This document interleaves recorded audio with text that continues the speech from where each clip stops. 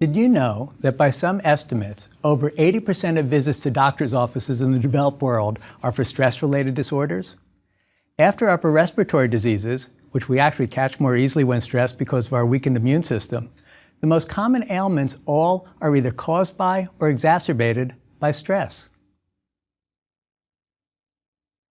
Chronic back and neck pain, gastrointestinal distress, both lower GI and upper GI, headaches, insomnia, problems with sexual functioning.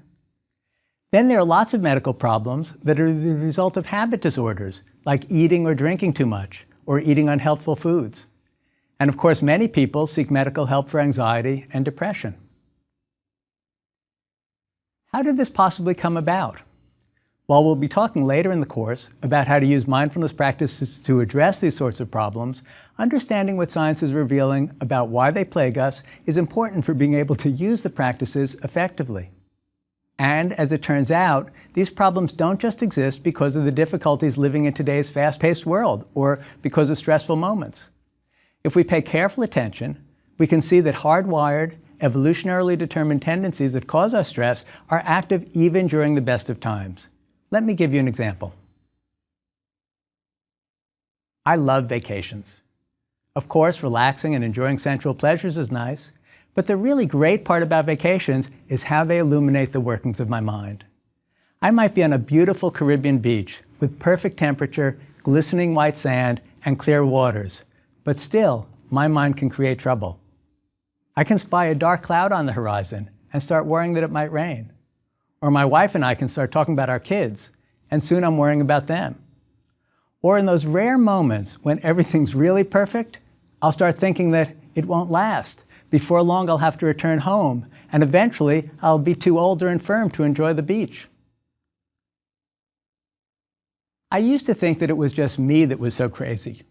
But as I've learned what science is uncovering about the evolution of our minds and our brains, I've come to realize that most of us have minds and brains that are predisposed in this way to making ourselves unhappy.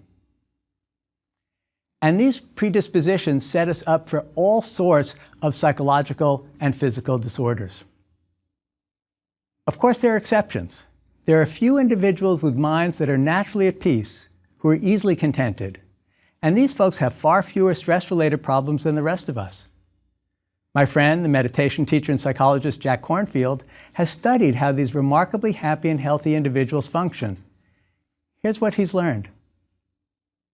If you can sit quietly after difficult news, if in financial downturns you remain perfectly calm, if you can see your neighbors travel to fantastic places without a twinge of jealousy, if you can happily eat whatever is put on your plate, and fall asleep after a day of running around without a drink or a pill, if you can always find contentment just where you are probably a dog. For those of us who happen to be human, it's not so easy. Research is showing that our propensity to psychological distress is quite universal. That's good news. It means it's not our own fault or failure. And there's other good news too. We humans have developed mindfulness practices that can help to counteract our predispositions to distress. You know, the American Declaration of Independence guarantees the right to life, liberty, and the pursuit of happiness. But why do we have to pursue it like it's some sort of fugitive? For centuries, the world's religions and philosophic traditions have sought answers to this question.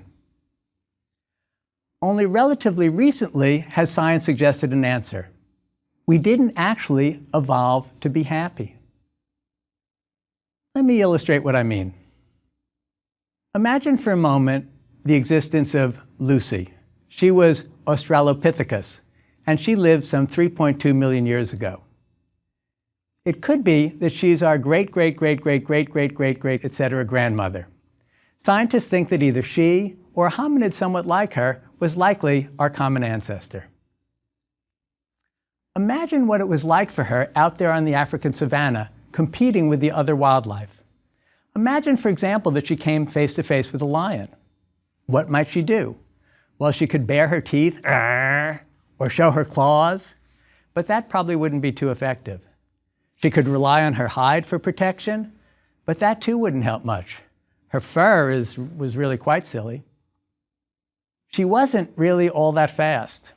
If you've ever had the opportunity to go on a walking safari in Africa, and I'm delighted to say I have had such an opportunity, the standard setup looks like this. There's a group of tourists, usually in a line, and usually one or two guides with big guns. And they give an orientation talk at the beginning. And that talk always features one important admonition. They say, whatever happens, don't run. Why? See that lumbering hippopotamus in the mud puddle? 42 miles an hour when he gets going. See those half-dead rhinos, hardly even moving behind the trees? 48 miles an hour when they get going. Everything out there is faster than you are, and if you start to run, they're going to just think you're prey. So we couldn't outrun the predators. Our sense of sight was okay, not as good as a giraffe or a hawk perhaps, but better than those rhinos. Our sense of hearing was also mid-range, and our sense of smell didn't help us out very much at all. It was pretty weak. Just ask your dog for comparisons. And yet, we know that we survived. We know our ancestors survived. How did they do it? Well, they had a few things going for them. Lucy had a prehensile or opposable thumb, so she could pick things up. And she had exquisite fingers. Just take a moment to examine your fingers right now, if you're not driving or in some other indisposed circumstance, and notice how exquisitely sensitive they are and how much dexterity we have. And think, do you know any other animals that have anything like this ability to manipulate objects? Probably not. And of course, we also had an unusually sophisticated brain. Now, the thumb and fingers didn't cause much trouble. I'm afraid I can't say the same for the brain. By 2 million years ago, our hominid ancestor, Homo habilis, was intelligent enough to start making stone tools. And our own species, Homo sapiens, the clever ape, emerged about 200,000 years ago. And over the course of evolution, our cortex grew 3 times larger. It grew to deal pretty much with the same environment that Lucy faced. The situation didn't change much until humans had started building cities much later. So this bigger cortex had a great value for survival. The problem is it also set us up for an awful lot of psychological suffering. As we'll soon see, this is in part because it had to coexist with another important survival mechanism, and the two together are a recipe for misery. But let's first look at what the cortex spends a lot of its time doing. It mostly evolved to analyze past and imagine the future, and to remember past moments of pleasure and pain, and figure out how to maximize future pleasure and avoid future pain.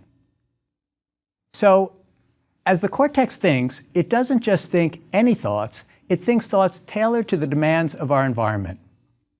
Let's look more closely at the environment our ancestors lived in. They were grouped in small bands, and it was very uncommon to meet unknown people, and dangerous when they did. Also, starvation, parasites, illness, injury, and the hazards of childbirth were all commonplace, and there were no painkillers and no police departments. This world was the womb of the human brain, and it was a rough place. Now, our ancestors could make 2 possible mistakes. Let's imagine it was Lucy, and that she was looking at some bushes, and she spied a beige shape behind the bushes. The first mistake would be thinking, I think it's a lion, when it's actually a beige rock. The second mistake would be saying, it's probably a beige rock, when it was really a lion. The cost of the first mistake? Needless anxiety. The cost of the second mistake? Death. So we evolved to make the first mistake 1,000 times to avoid making the second mistake even once.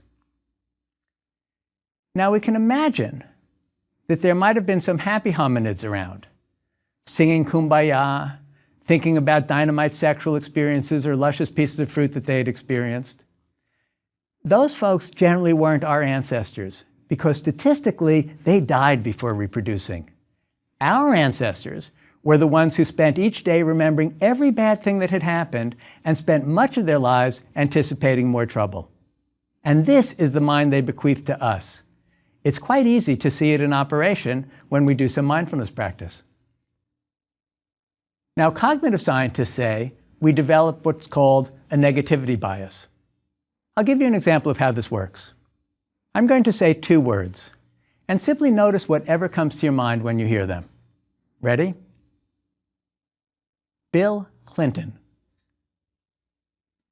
In my informal sampling, about 80% of people immediately think either Monica Lewinsky or a blue dress. And the negativity bias is why it's so easy to ruin a reputation. My friend Rick Hansen, who wrote a wonderful book called The Buddha's Brain, said, "Our minds evolved to be Velcro for bad experiences and Teflon for good. Bad experiences stick, good ones slide off."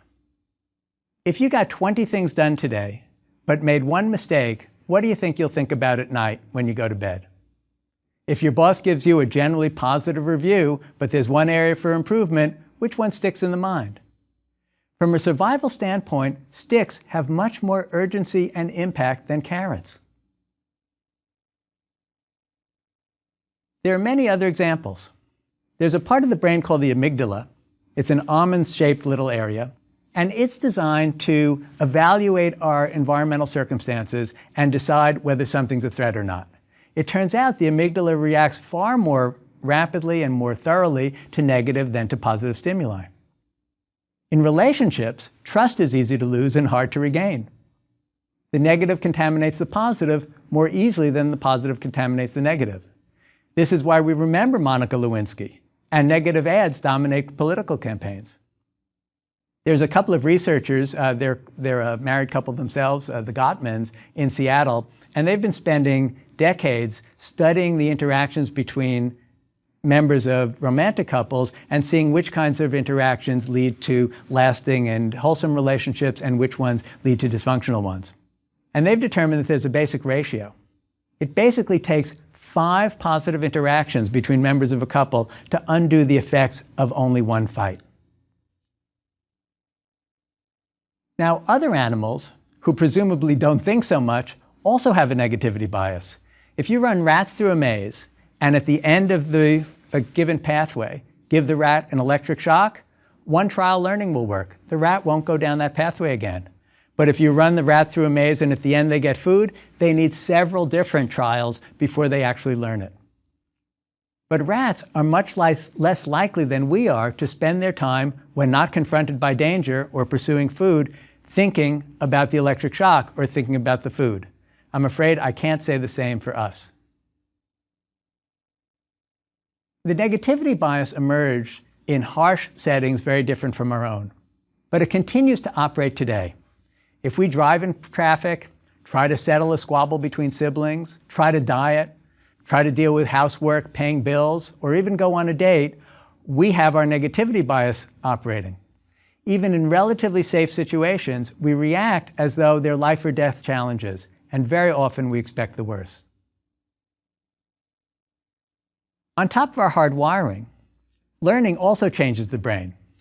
So the negative expectations and outlooks actually start to deepen the more we experience them. When I trained as a psychologist, scientists thought that the brain reaches maturity around the age of 25 and then deteriorates after that. We now know that it's much more like a muscle. While ultimately it weakens, throughout our life, if we use parts of our brain, they become stronger. If we don't use them, they become weaker. Scientists call this experience-dependent neuroplasticity, and it's like a riverbed that deepens over time. And we already discussed other tendencies that predispose us to unhappiness. Our difficulties accepting change, the fact that everything we enjoy or love eventually leaves or changes. And our preoccupation with self and self-esteem, which is so difficult given our changing fortunes and poor prognosis. Now, all of this interacts regularly with another important survival system that we share with many other animals. It's our emergency response or fight, freeze, flight system. Basically, it's the arousal, which can feel like desperation, that we experience when we're threatened. This emergency arousal system is activated by every one of our negative thoughts. While our bodies evolved to be able to handle these emergency responses from time to time, they don't do very well when the system is activated all day long. And it's this constant activation that sets us up for so many of the ailments I mentioned earlier. And as if this weren't enough, there's another survival system that occupies a lot of our attention. While we evolved to expect the worst, we also evolved to be hardwired to pursue pleasure and try to avoid pain. This makes a lot of sense evolutionarily, since pursuing pleasure and avoiding pain motivates us to do things that help to perpetuate our DNA. Generally, activities that perpetuate our DNA are experienced as pleasurable. So returning to homeostasis, if I'm cold, getting warmer, if I'm warm, getting cooler. Having sex, obviously, typically feels good and helps perpetuate DNA.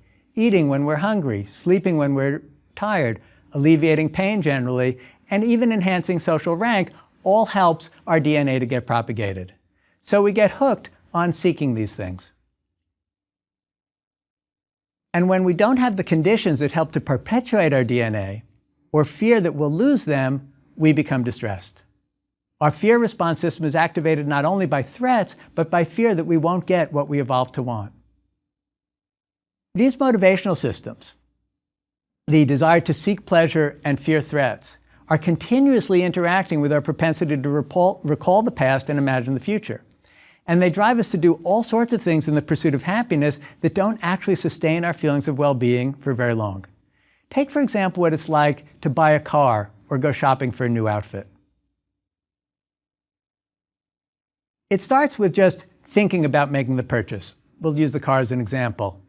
We start to see cars out on the road that look attractive to us and think, oh, it might be nice to have that one. Oh, this other one could be cool. Then we actually go to the showroom and check them out and might get quite excited about how it feels to drive them. At a certain point, we decide to take the leap and we buy the car. And there may be some fear, but there's a lot of excitement that goes in with that. And after a few days, we kind of start to get used to owning it. And it's different for different people, but it doesn't take that long before we start to habituate to having the car. And instead of it being the new source of joy, the new source of pleasure, it starts to become a means of transportation. But luckily, our minds can start thinking about buying something else, which is exactly what they do. Now, many of the things we do to pursue positive or good feelings are like shopping. They're subject to the hedonic treadmill. We need more and more to keep the same level of well-being. Hedonic comes from the same root as hedonism, having to do with pleasure.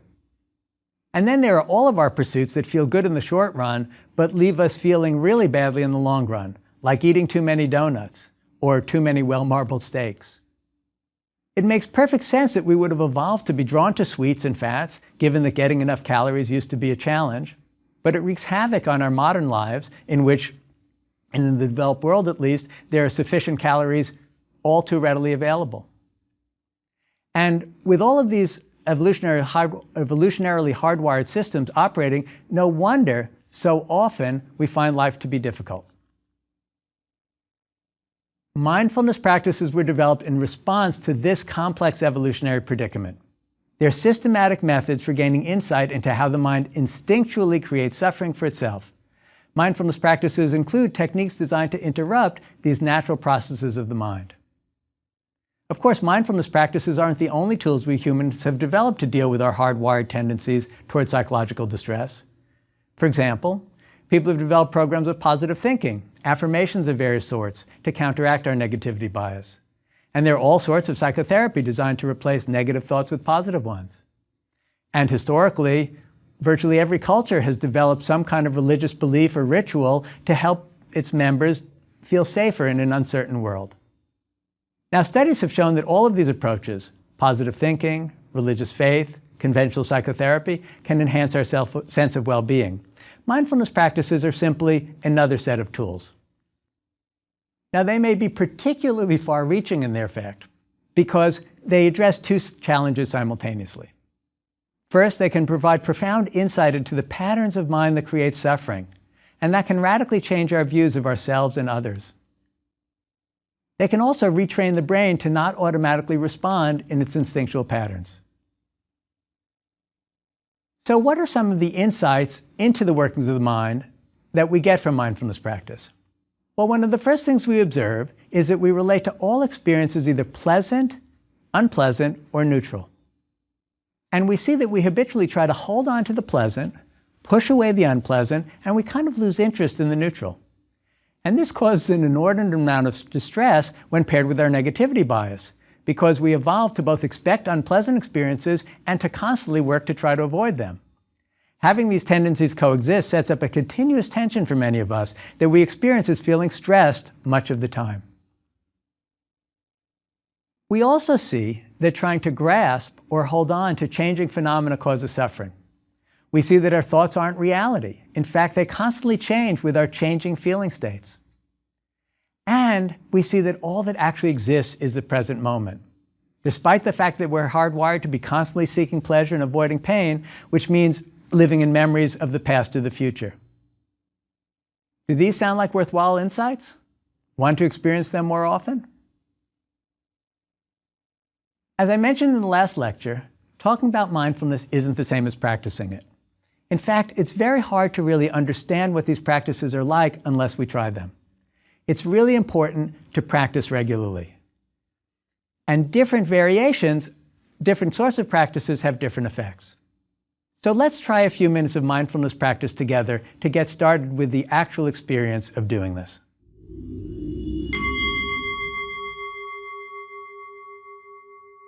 It helps in doing breath awareness practice to start with an alert and dignified posture, with the spine more or less straight up and down. It also usually helps to begin with the eyes closed. Even though this can be done with the eyes open, when the eyes are closed, it's usually easier, particularly as a beginner, to focus. So sit with your eyes closed, and to find the alert and dignified posture, it may help to imagine a string tied just to the top of your head, pulling up toward the sky, gently elongating the spine. And then notice your breathing.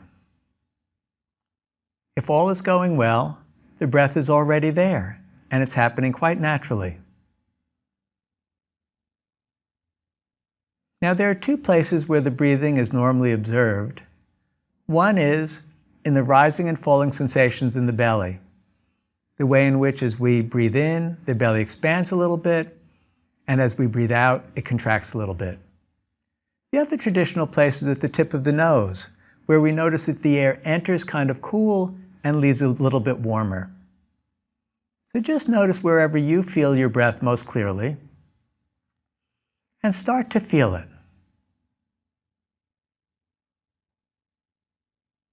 And see if you can feel the breath through its full cycles, from the beginning of an inhalation, all the way to the end of an exhalation, and then on to the next cycle.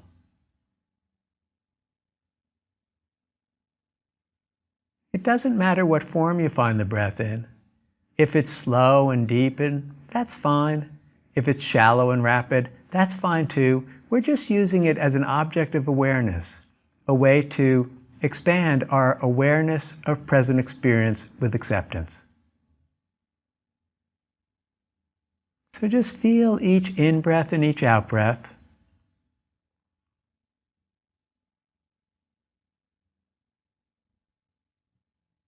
And see if you can develop an attitude of interest or curiosity in the moment-to-moment sensations of each breath. Notice that each is unique.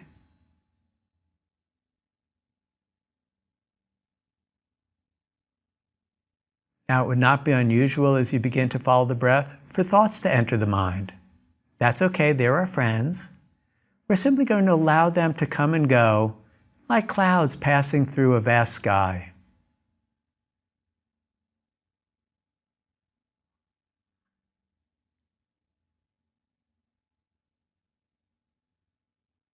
Should you notice that your attention becomes hijacked by a chain of narrative thought, such that it leaves the breath behind entirely, just congratulate yourself. That's a moment of mindfulness, of seeing what the mind's doing.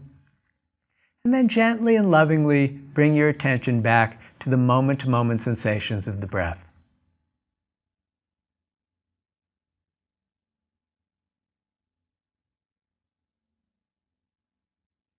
In this way, the breath helps to anchor our attention in the present moment.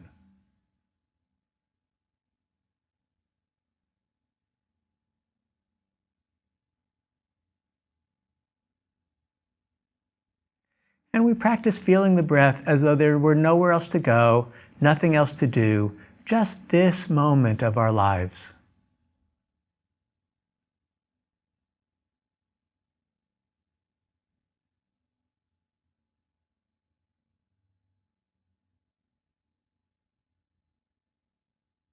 We're not trying to make anything special happen. We're just practicing bringing our attention back to moment sensory experience.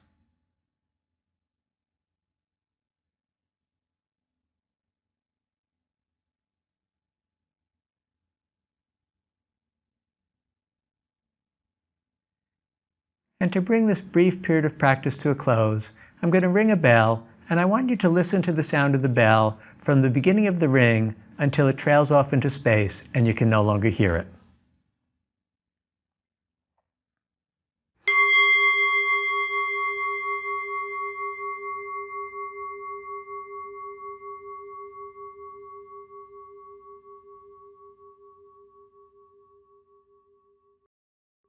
Before going on to the next lecture, you'll want to try practicing for a longer period. I recommend you try following the recorded breath awareness meditation that's included as an audio file with the course. You'll need a quiet space where you can listen to it on a computer or copy it to a phone, an iPod, or a similar device. It takes about 25 minutes. When you do the longer meditation, I'd like you to watch out for a few challenges. The challenges that arise in meditation practice are usually the same sorts of difficulties our minds present during the rest of daily life. And in fact, when they occur during meditation, it gives us insights into how the mind creates trouble.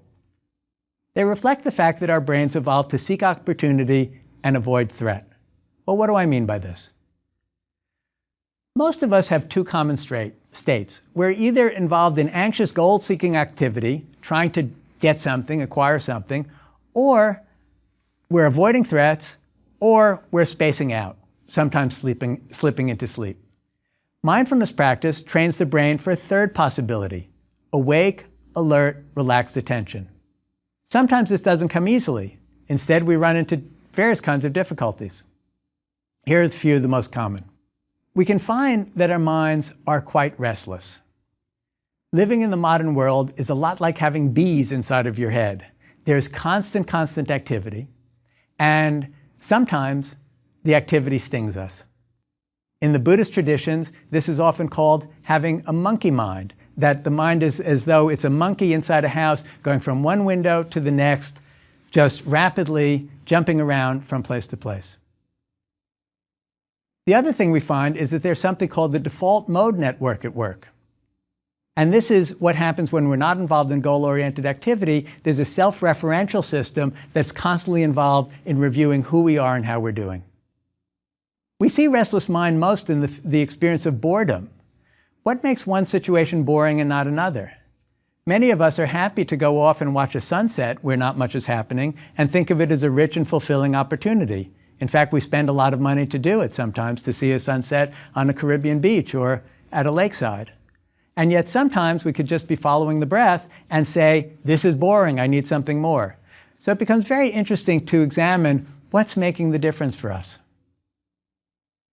And then there's the danger of sleepiness. When we're not frenetically pursuing some kind of pleasure or avoiding some kind of pain, often we just fall asleep. Now, the typical instruction in mindfulness practice is, whatever happens, you can simply bring your attention to that. But it's tricky when what's happening is sleep, because when we enter into REM, when dream starts happening, it's as though the volitional entity is gone. There's nobody running the show. We're simply being carried down the stream of dreams unfolding. So there are traditional remedies for this. In Zen practice, they suggest, try meditating at the edge of a particularly deep well. A high cliff will work also. Kind of livens things up and helps us to pay attention. And then there's anxiety. And this is one of the hardest states to just be with. We feel compelled to take action, to either medicate it or move or do something. And this probably developed because it was so important evolutionarily to take action in response to danger. Anxiety is a danger response. Post-suicide inquiries, it turns out that many people, when they attempt to take their life, it's not because they feel sad or even depressed, it's because they felt so anxious and they just wanted it to stop. So neurobiologically, what's happening is it's the activation of the amygdala and our whole fight-or-flight system, resulting in adrenaline flying through the system. And the solution, while we're doing mindfulness practice, is to simply attend to the component parts and observe them in detail. The tightness in the body, the heart racing, the urge to get up and distract ourselves, we simply allow these to be the objects of our meditative attention. And then there are all the unwanted feelings that arise. It's said that in psychoanalysis, if you spend enough time on the couch, sooner or later everything you've ever wanted to not think or feel will come into awareness. Well, the same, I'm afraid, is true with mindfulness practice. Everything comes up. In the long run, that's going to be helpful because it's going to allow us to integrate these contents. And then there's physical discomfort, the desire to scratch or adjust posture. And here we try a different approach, which is simply to bring our full attention to the physical sensations when they occur. So now that you know some of what may come up, you'll be armed with the knowledge you need to try some longer periods of practice.